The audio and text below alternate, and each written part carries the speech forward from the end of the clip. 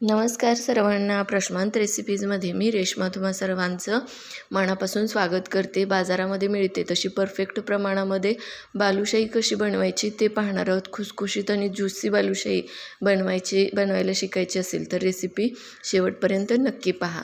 या ठिकाणी मी अर्धा किलो मैदा घेतलेला आहे, 1 वाटी दही घेतले, 1 वाटी तूप, 1 चमचा बेकिंग पावडर घेतलेली आहे, अर्धा चमचा बेकिंग सोडा घेतलेला आहे आणि अगदी चवीनुसार मिठाचा वापर आपण करणार आहोत. तर सगळ्यात अगोदर आपला मैदा आपण चाळून घेऊयात. कायम कोणताही पदार्थ करताना पिठं चाळून घ्यायची, म्हणजे त्याच्यामध्ये जर काही कचरा असेल तर तो बाहेर निघतो.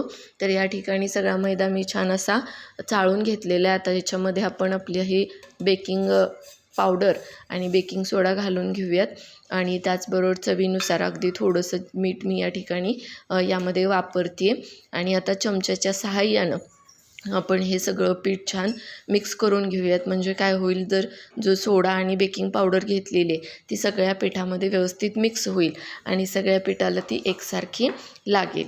आणि आपण जे तूप घेतलेलं होतं तर ते छान असं आपल्याला कडक तापवून घ्यायचं आहे.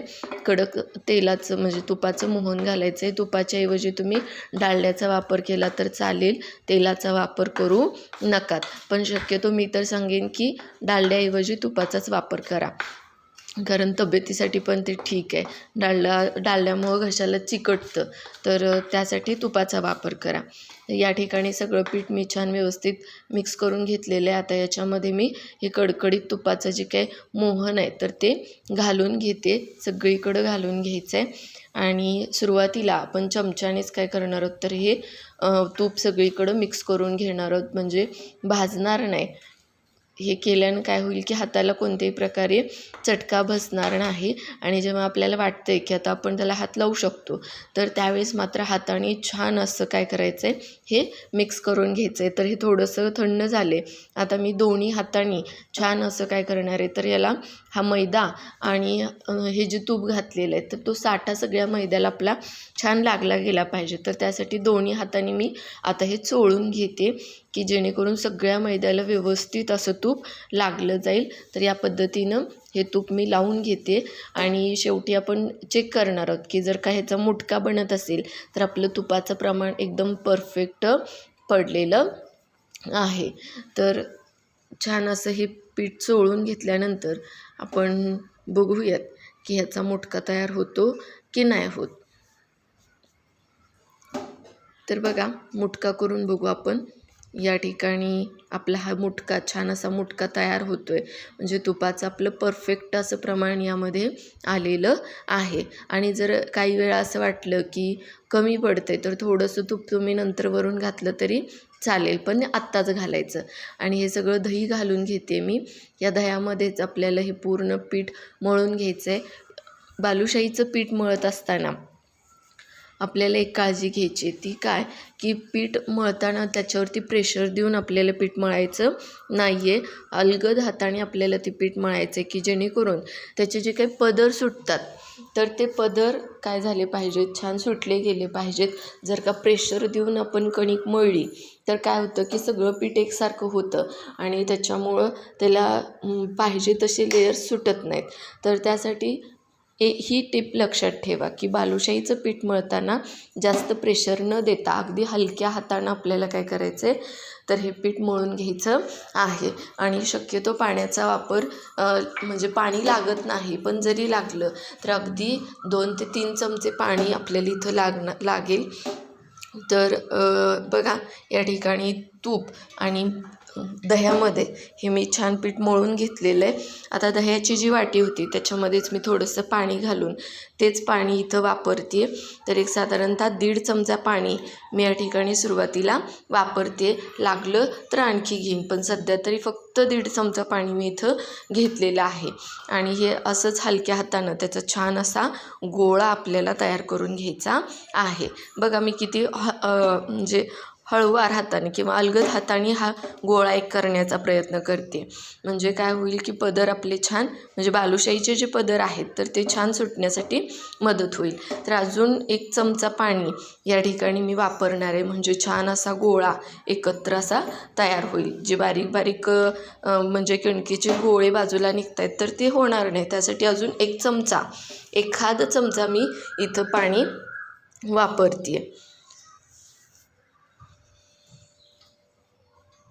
आणि छान आपण आता हे काय करणार आहोत तर झाकून ठेवणार आहेत. म्हणजे काय होईल, थोडंसं त्या कणकेला सुद्धा रेस्ट मिळेल आणि बालुशाहीसुद्धा आपली चांगली होईल. तर या पद्धतीने 1 चमचा मी पाणी इथं घातले आणि ह्याचा छान गोळा तयार करून घेऊन मी आता तो झाकून ठेवते. एक साधारणतः 15-20 मिनटासाठी आपण ते ठेवू शकतो किंवा तुम्हाला हवं असेल तर अर्धा तास, पाऊण तास जरी ठेवलं तरी चालेल.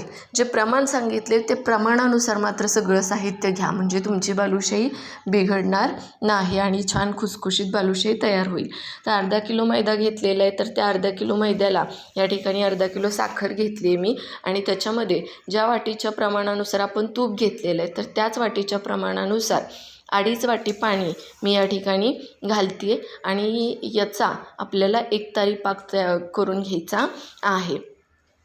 पाक तयार करत असताना असा कोणताही नियम नाही आहे की तुम्ही बारीक गॅसवरतीच तो पाक तयार केला पाहिजे.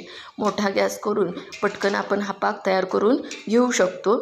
तर या ठिकाणी मी या पाकामध्ये काय करते तर 1 चमचा ही वेलची पावडर घालते. वेलचीमध्ये थोडंसं साखर घालून ती मी मिक्सरमधून बारीक करून घेतलेली आहे. तर एक साधारणतः 8-9 वेलची घेऊन त्या मी बारीक करून घेतलेल्या आहेत.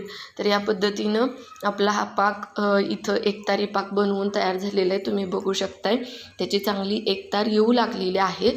आता हा पाक किंवा ह्या पाकळ्याची साखर तयार होऊ नये, बालुशाहीवरती ती साखर जमू नये, ह्याच्यासाठी आपण याच्यामध्ये लिंबाचा रस घालणार आहोत. आणि जर का तुम्हाला तसं आवडत असेल, हवी असेल वरती साखर जमलेली, तर त्यावेळी तुम्ही काय करू शकता की 1 तारी पाकाच्या ऐवजी 2 तारी पाक तयार केला तरी चालेल, जर तुम्हाला वरती साखर जमा झालेली पाहिजे असेल तर इथं मी हा लिंबू घालून घेते. थोडेसे लिंबूचे बी माझ्याकडून पडलेले ते काढून घेते मी आणि आपला पाक या ठिकाणी तयार झालेला आहे. हा गॅस मी बंद करणार आहे आणि आपलं पाकाचं जे पातेलं आहे ते बाजूला ठेवणार आहोत आणि आपण आपल्या बालुशाही तळण्यासाठी घेणार आहोत.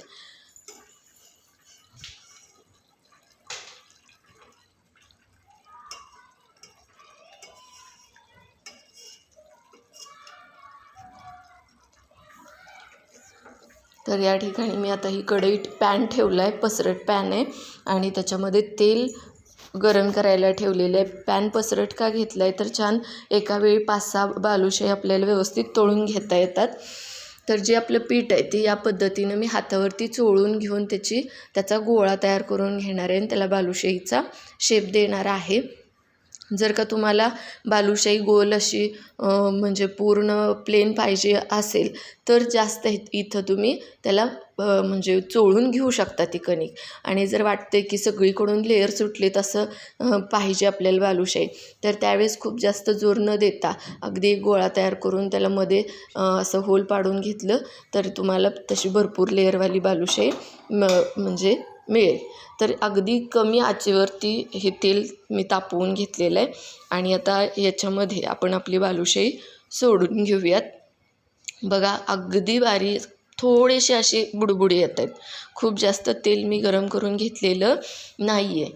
तर बालुशाही आतपर्यंत, इथंही एक टीप आहे की बालुशाही आतपर्यंत तळली जावी यासाठी मंद आचेवरतीच आपल्याला ही बालुशाही तळून घ्यायची आहे. ही झाली यातली नेक्स्ट आपली टिप.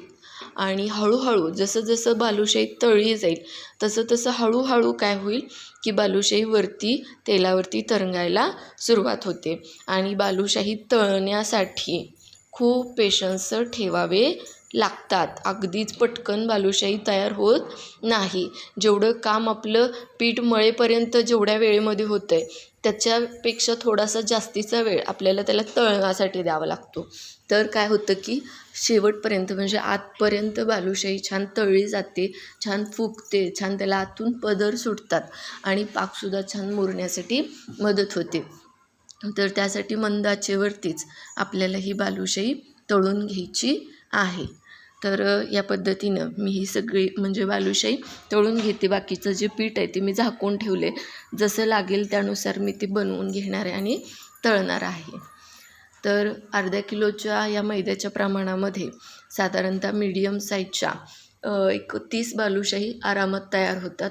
आणि अगदीच घरामध्ये लहान मुलं असतील तर मिनी बालुशाही जर केली तरी चालू शकतं, की मुलं खूप गोड खात नाहीत. मग अशावेळी एक मोठी बालुशाही देण्यापेक्षा छोट्या छोट्या केल्या तर त्यांना हवं त्यानुसार त्यांनी घेऊ शकतात, खाऊ शकतात.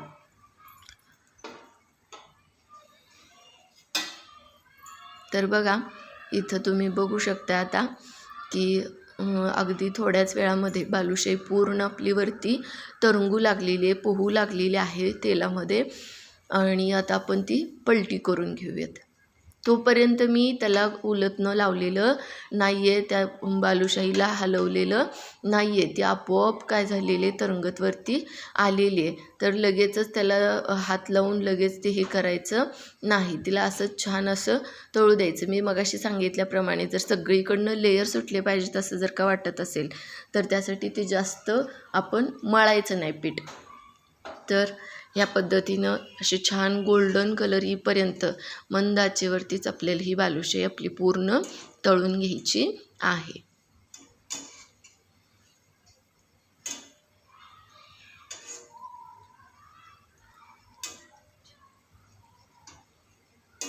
कलरसुद्धा खूप छान सुरेख येतो, बालुशाही खूप छान अशी फुगते.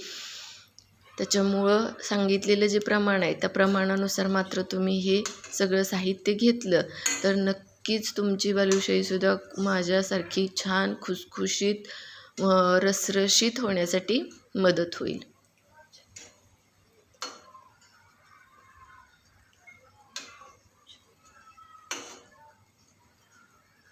गॅस अजूनही तुम्ही बघू शकताय की बारीकच आहे. तर या ठिकाणी छान असं आपल्या या बालुशाहीला रंग आलेला आहे. आता ही बालुशाही मी काढून घेते एका ताटामध्ये आणि नेक्स्ट आपली जी बॅच आहे ती आपण तळून घेऊयात. बघा किती छान कलर याला आलेला आहे, किती छान टम्म अशी आपली बालुशाही फुगलेली आहे.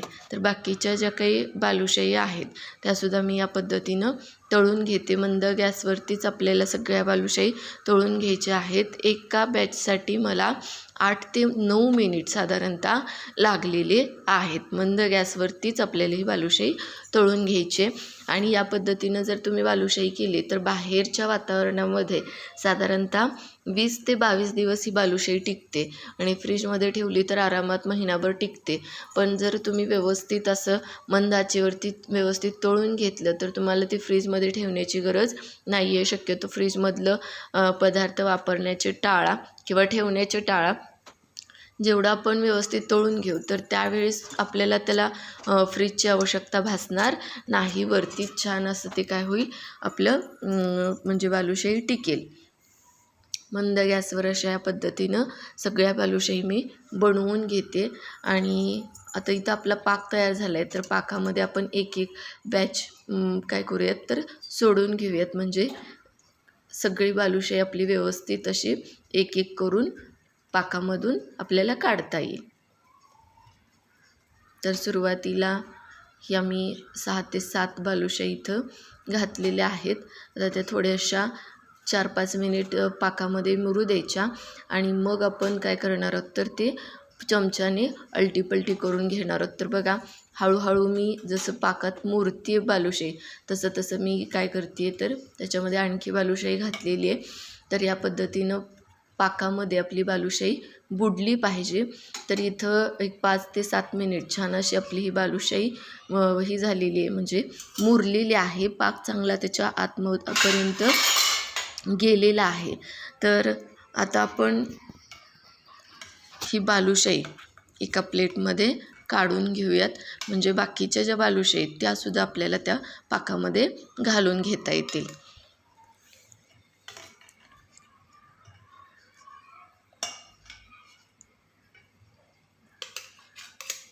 तर सगळी बालुशाही या पद्धतीने मी काढून घेते आणि या ठिकाणी अशी मस्त अशी आपली बालुशाही बनवून तयार झालेली आहे. त्याला थोडंसं मी गार्निशिंग केलेलं आहे आणि तुम्ही बघू शकताय मस्त छान सोनेरी गोल्डन कलर त्याला आलेला आहे. तर मी जे प्रमाण सांगितलं आणि ह्याचा जो पाक आहे तो अगदी आतपर्यंत मुरतो, छान असा मुरला जातो. का? कारण आपण अगदी मंद आचेवरती बालुशाही म्हणजे तळलेली आहेच, पण बघा आतमध्ये किती छान पदर सुटलेत. कशामुळं? की हलक्या हातानं आपण त्याचं पीठ मळलेलं होतं. आतपर्यंत पाक मुरलाय, आतपर्यंत छान अशी त्याची जाळीसुद्धा काय झालेली आहे, सुटलेली आहे, म्हणजे पदर त्याला छान सुटलेले आहेत. तर तुम्हीसुद्धा मी सांगितल्याप्रमाणे ही बालुशाही बनवून बघा आणि कशी झाली ते मला कमेंट बॉक्समध्ये सांगायला विसरू नका. तुम्हाला आणि तुमच्या कुटुंबाला आपल्या चॅनलकडून, प्रश्मांत रेसिपीज या आपल्या चॅनलकडून सर्वांना दिवाळीच्या हार्दिक शुभेच्छा. छान काळजी घेऊन दिवाळीचा फराळ बनवा आणि अशा पद्धतीनं भरपूर लेयर्स असलेली ही बालुशाही बनवून बघा आणि नक्की नक्की न विसरता कमेंट बॉक्समध्ये मला सांगायला विसरू नका. कशी झाली ते नक्की करून बघा. बघा मस्त असं त्याला शेप आलेला आहे, पाकामुळं खूप छान अशी त्याला शायनिंगसुद्धा आलेली आहे. तर अशाच नवीन रेसिपीसह आपण नंतर भेटूयात. त्या अगोदर चॅनलला सबस्क्राईब केलेलं नसेल तर चॅनलला सबस्क्राईब करून घ्या. नंतर नवीन व्हिडिओसह भेटूयात. तोपर्यंत धन्यवाद.